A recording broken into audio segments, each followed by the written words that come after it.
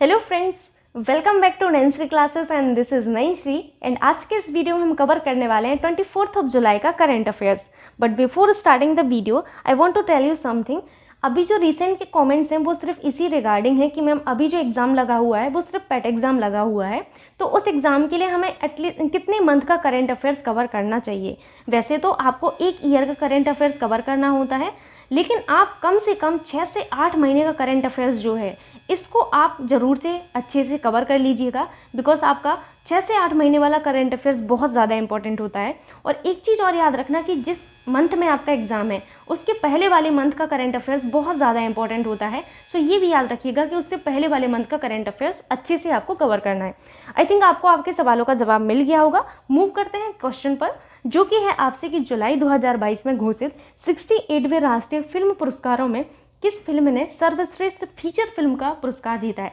आपको यहाँ पर बताना है कि आपके 68वें राष्ट्रीय फिल्म पुरस्कारों में किस फिल्म ने फीचर फिल्म जो है इसका पुरस्कार जीता है, सर्वश्रेष्ठ फीचर फिल्म का पुरस्कार जीता है। ठीक है, सो ये आपका एक इम्पॉर्टेंट क्वेश्चन है, याद रखिएगा।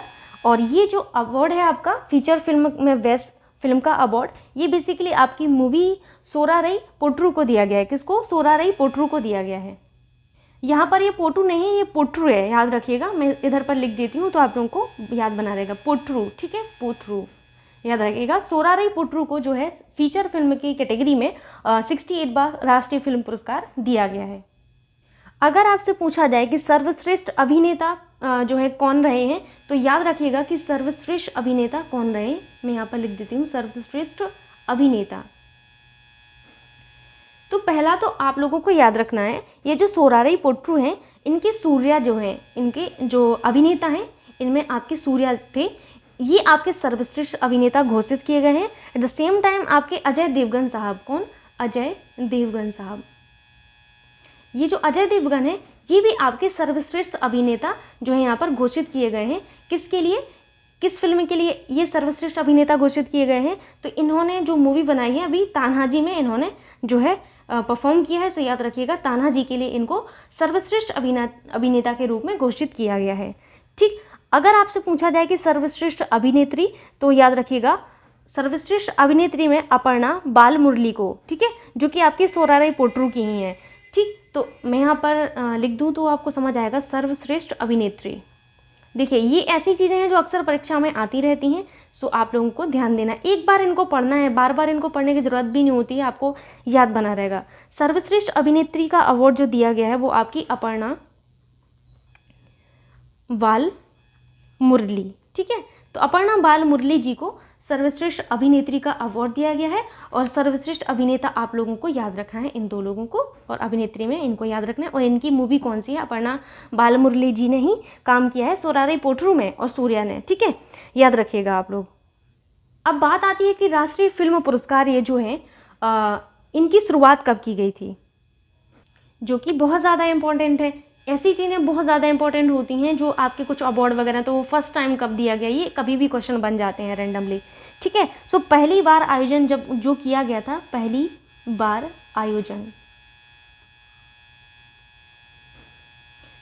आयोजन आपका किया गया था 10 अक्टूबर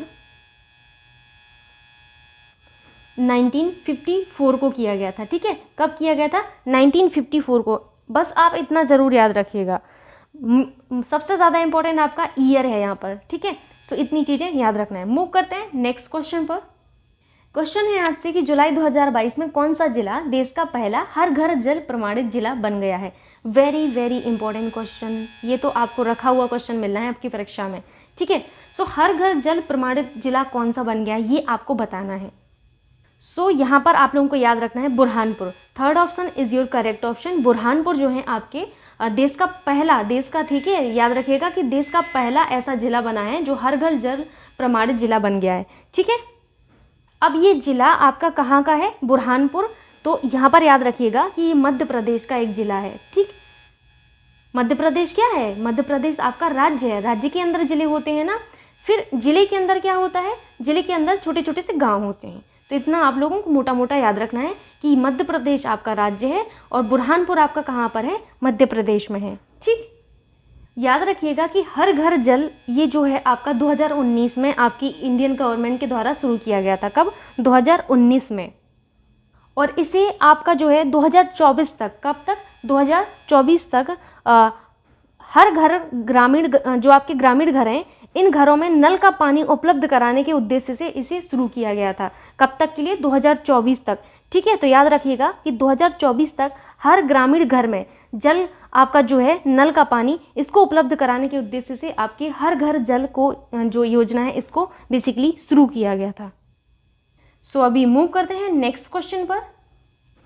क्वेश्चन आपसे है कि ग्रामीण महिला उद्यमियों की सहायता के लिए डिजीवाणी कॉल सेंटर शुरू करने के लिए किस फाउंडेशन ने गूगल के साथ साझेदारी की है। अगेन इंपॉर्टेंट क्वेश्चन है ये वाला भी आपसे, कि ग्रामीण महिला जो उद्यमी हैं इनकी हेल्प करने के लिए क्या शुरू किया गया है? डिजीवाणी कॉल सेंटर शुरू किया गया है। आपसे पूछा जा सकता है डिजीवाणी कॉल सेंटर किसके लिए है, तो ग्रामीण महिला उद्यमियों की सहायता के लिए है, जिसमें आपकी गूगल ने साझेदारी की है एक फाउंडेशन के साथ। तो आपको उस फाउंडेशन का नाम बताना है।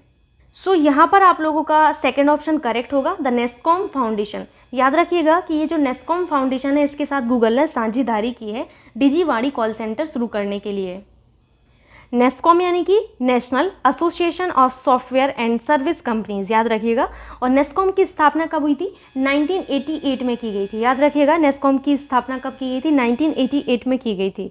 ठीक है, मूव करते हैं नेक्स्ट क्वेश्चन पर। क्वेश्चन है आपसे कि जुलाई 2022 को प्रधानमंत्री नरेंद्र मोदी जी द्वारा अनावरण किए गए भारत के पहले यात्री ड्रोन का नाम क्या है? वेरी वेरी इंपॉर्टेंट क्वेश्चन, ये भी आपसे बहुत ज़्यादा इंपॉर्टेंट क्वेश्चन है कि आपके पीएम साहब द्वारा एक ड्रोन का अनावरण किया गया है जो कि आपका पहला यात्री ड्रोन होगा। उसका नाम आपको बताना है कि पहले यात्री ड्रोन का नाम क्या है। सो यहाँ पर आप लोगों को याद रखना है कि पहले यात्री ड्रोन का नाम क्या है? वरुण। क्या नाम है? वरुण। तो यहाँ पर सेकंड ऑप्शन करेक्ट होगा।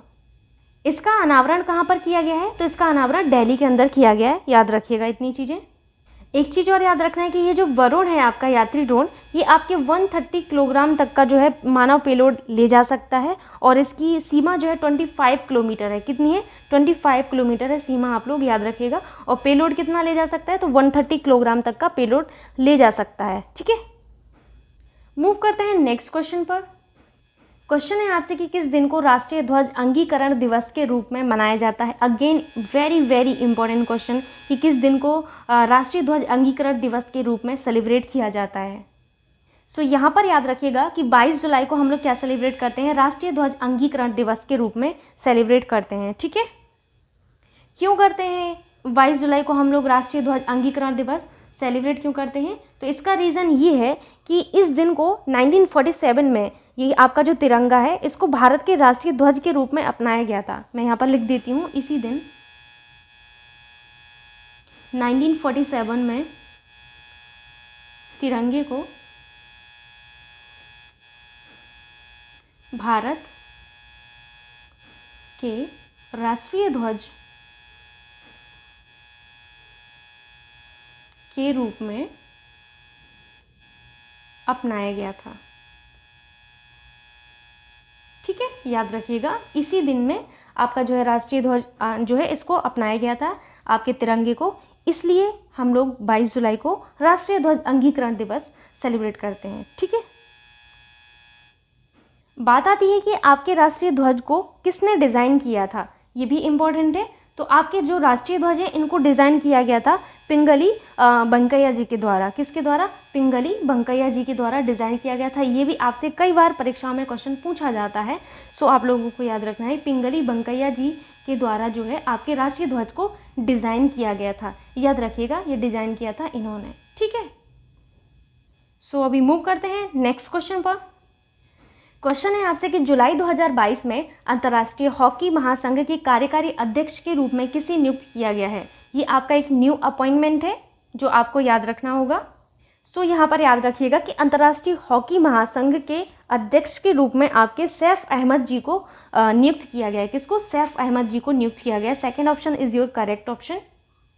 FIH यानी कि अंतर्राष्ट्रीय हॉकी महासंघ, याद रखिएगा। ठीक है, अभी आपको यहाँ पर ये याद रखना है कि अंतर्राष्ट्रीय हॉकी महासंघ जो है इनके हेडक्वार्टर कहाँ पर है, ये आपसे पूछा जाता है। तो अंतर्राष्ट्रीय हॉकी महासंघ जो है इनकी स्थापना भी आपसे पूछी जाती है। तो पहले मैं स्थापना लिख देती हूँ। इनकी जो स्थापना हुई थी, बेसिकली इनकी स्थापना हुई थी 7th of January 1924 को की गई थी। कहाँ पर की गई थी? पेरिस में की गई थी। ठीक है, तो इनकी स्थापना आप लोगों को याद रखना है FIH की। और इनका हेडक्वार्टर कहाँ पर है? तो इनका हेडक्वार्टर आपका स्विट्जरलैंड में है, लुसाने में। कहाँ पर? Lausanne, Switzerland. ठीक, स्विट्जरलैंड।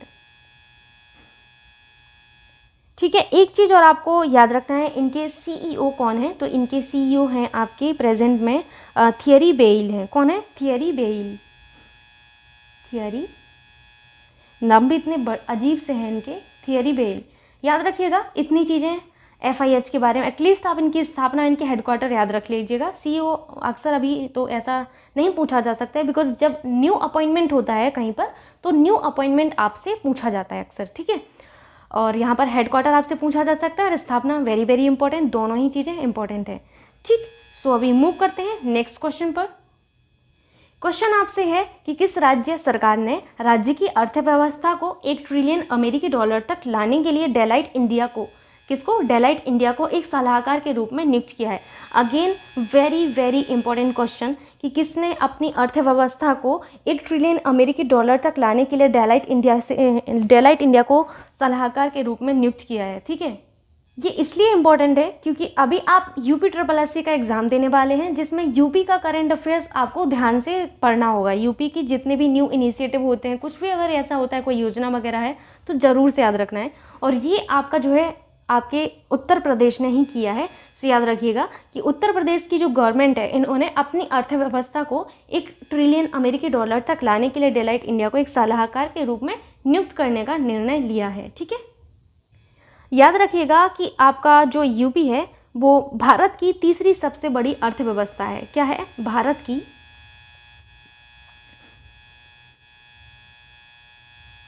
तीसरी सबसे बड़ी अर्थव्यवस्था। ठीक, सो इतनी चीज़ें आप लोगों को याद रखना है, बिकॉज यहाँ से जो आपका एक जो सकल घरेलू उत्पादन होता है वो कितना होता है? 238.8 बिलियन डॉलर। कितना? 238.8 बिलियन डॉलर तक का आपका जो है सकल राज्य घरेलू उत्पादन के साथ आपका यूपी जो है भारत की तीसरी सबसे बड़ी अर्थव्यवस्था है। ठीक, याद रखिएगा, डॉलर। एंड उत्तर प्रदेश की कैपिटल क्या है? तो उत्तर प्रदेश की कैपिटल है लखनऊ। मुख्यमंत्री जी का नाम आप सभी को पता होगा, योगी आदित्यनाथ जी। एंड यहाँ के गवर्नर कौन है? तो आनंदीबेन पटेल जी यहाँ की गवर्नर है। ठीक है, और आपके यूपी की स्थापना कब हुई थी? ये आपका होमवर्क है, आपको बताना है कि यूपी की स्थापना कब हुई थी। मूव करते हैं नेक्स्ट क्वेश्चन पर। बट नेक्स्ट क्वेश्चन पर मूव करने से पहले एक चीज़ और यहाँ पर मैं बोलना चाहूँगी कि आपका जो यूपी है, यहाँ की जो जनसंख्या है वो आपकी कितनी है? यहाँ की जनसंख्या आपकी 200 मिलियन 200 मिलियन से भी अधिक जो है आपकी जनसंख्या यूपी में निवास करती है, जिस वजह से यूपी भारत में सबसे अधिक आबादी वाला राज्य है। अब आप सोच सकते हैं 1 मिलियन में आपके कितने होते हैं? 1 मिलियन में आपके 10 लाख होते हैं। तो आप अंदाज़ा लगा लीजिएगा कि 200 मिलियन है यहाँ पर। 200 मिलियन से भी अधिक निवासी जो हैं आपके यूपी में रहते हैं। ठीक, मूव करते हैं नेक्स्ट क्वेश्चन पर। क्वेश्चन है आपसे कि जुलाई 2022 में संयुक्त अरब अमीरात सरकार द्वारा किस अभिनेता को गोल्डन वीजा से सम्मानित किया गया है? अगेन इंपॉर्टेंट क्वेश्चन है ये वाला भी कि किस अभिनेता को UAE गवर्नमेंट के द्वारा गोल्डन वीजा से सम्मानित किया गया है। सो यहाँ पर आप लोगों को याद रखना है, कमल हासन सर को गोल्डन वीजा से सम्मानित किया गया है। ये भी पूछा जा सकता है कि कमल हासन सर को गोल्डन वीजा से सम्मानित किया गया है, बट किसके द्वारा सम्मानित किया गया है, किस सरकार के द्वारा? तो याद रखिएगा संयुक्त अरब अमीरात गवर्नमेंट के द्वारा इनको सम्मानित किया गया है। ठीक है, संयुक्त अरब अमीरात आपकी पश्चिमी एशिया का एक देश है। किसका है? पश्चिमी एशिया का देश है। जब आप एशिया का मैप देखेंगे तो पश्चिमी एशिया को देखिएगा, वहाँ पर आपको संयुक्त अरब अमीरात नज़र आ जाएगा। एंड संयुक्त अरब अमीरात की जो कैपिटल है वो क्या है? अबू धाबी है। क्या है? Abu Dhabi. और इनकी मुद्रा क्या है? तो इनकी मुद्रा आप लोगों को जरूर से याद रखना है, UAE दिरहम इनकी मुद्रा है। UAE दिरहम। ठीक है, इनके राष्ट्रपति हैं मोहम्मद बिन जायद अल नाहयान। ठीक, मूव करते हैं नेक्स्ट क्वेश्चन पर। क्वेश्चन है आपसे कि भारतीय क्रिकेट कंट्रोल बोर्ड ने घरेलू क्रिकेट में डैश के लिए एक नई A+ श्रेणी की शुरुआत की है। ये भी एक इम्पॉर्टेंट क्वेश्चन ही है जो आपसे पूछा गया है। सो यहाँ पर याद रखिएगा कि आपके जो BCCI हैं, इन्होंने घरेलू क्रिकेट में अंपायर जो होते हैं आपके अंपायर के लिए एक नई A+ श्रेणी की शुरुआत की है। सो ये आपका आज का करंट का लास्ट क्वेश्चन था। अब हम यहाँ पर हमारा जो पिछला करंट है उसको रिवाइज करेंगे। कुछ चीज़ें यहाँ पर मैं इंपॉर्टेंट आपको बताऊंगी जो कि आपको याद रखना है। सो आज मैं यहाँ पर कुछ नया करने वाली हूँ, जिसमें मैं आपको सारे के सारे महोत्सव जो आपके करंट से रिलेटेड ही हैं वो यहाँ पर बताने वाली हूँ, ताकि आपका एक ही जगह सारी चीज़ों का कंपाइलेशन रहे और आपको प्रॉब्लम ना हो। तो यहाँ पर आप लोग हेडिंग कर लीजिएगा महोत्सव। तो सबसे पहले मैं आपको यहाँ पर जम्मू कश्मीर के अंदर जो सेलिब्रेट होने वाले महोत्सव हैं वो बताने वाली हूँ। ये सभी करंट की ही चीज़ें हैं, तो यहाँ पर आप लोगों को अच्छे से ध्यान रखना है, ठीक है। जम्मू कश्मीर, तो जम्मू एंड कश्मीर में आप लोगों को याद रखना है कि क्या क्या सेलिब्रेट होता है, कौन कौन से उत्सव सेलिब्रेट किए जाते हैं। तो अहरबल महोत्सव यहाँ पर सेलिब्रेट किया जाता है। क्या सेलिब्रेट किया जाता है? अहरबल महोत्सव। याद रखिएगा कि पहली बार अहरबल महोत्सव का आयोजन जम्मू कश्मीर में किया जा रहा है। अहरबल क्या है? आपका एक जलप्रपात है। क्या है? जलप्रपात है, जिसे नियाग्रा फॉल कहते हैं, ठीक। सो याद रखिएगा कि आपका जम्मू कश्मीर के अंदर क्या सेलिब्रेट किया जाता है? अहरबल। ये जम्मू है, इसको करेक्ट कर लीजिएगा। अहरबल महोत्सव सेलिब्रेट होता है। और क्या सेलिब्रेट होता है? तो ललाव उत्सव सेलिब्रेट होता है। ललाव उत्सव, ललाव उत्सव। और क्या सेलिब्रेट किया जाता है? तो दूध पथरी उत्सव, दूध पथरी उत्सव। एंड आपका पुष्कर उत्सव, क्या? पुष्कर महोत्सव भी आपका कहाँ पर सेलिब्रेट किया जाता है? तो पुष्कर महोत्सव भी आपका सेलिब्रेट किया जाता है जम्मू एंड कश्मीर के अंदर। कंचोथ उत्सव, याद रखिएगा, कंचोथ उत्सव आपका कहाँ पर सेलिब्रेट किया जाता है? ये भी आपका सेलिब्रेट किया जाता है जम्मू एंड कश्मीर के अंदर सेलिब्रेट किया जाता है, ठीक। सो आई थिंक इतनी चीज़ें याद रखिएगा आप लोग। अहरबल, ललाव उत्सव, दूध पथरी उत्सव, पुष्कर महोत्सव एंड कंचोथ उत्सव आपका सेलिब्रेट किया जाता है जम्मू एंड कश्मीर के अंदर। नेक्स्ट है आपको सिक्किम के बारे में याद रखना है कि सिक्किम में आपका कौन सा उत्सव सेलिब्रेट किया जाता है? सिक्किम, ठीक। तो सिक्किम में आप लोगों को याद रखना है, सिक्किम में आपका लोसांग जो आपका उत्सव है वो सेलिब्रेट किया जाता है। लोसांग, ठीक है। नेक्स्ट यहाँ पर मैं बताने वाली हूँ अरुणाचल प्रदेश का। तो अरुणाचल प्रदेश में आप लोगों को याद रखना है, अरुणाचल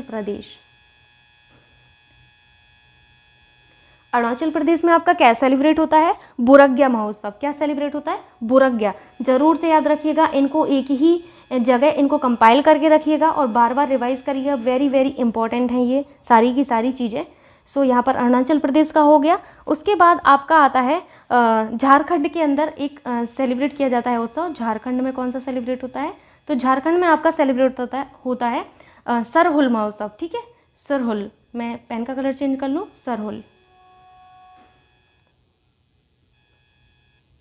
ठीक है। अब आता है मणिपुर। तो मणिपुर में आपका क्या सेलिब्रेट होता है? मणिपुर में आपका सेलिब्रेट किया जाता है कचाई लेमन महोत्सव। Very very important. Kachai lemon महोत्सव कहाँ पर सेलिब्रेट किया जाता है?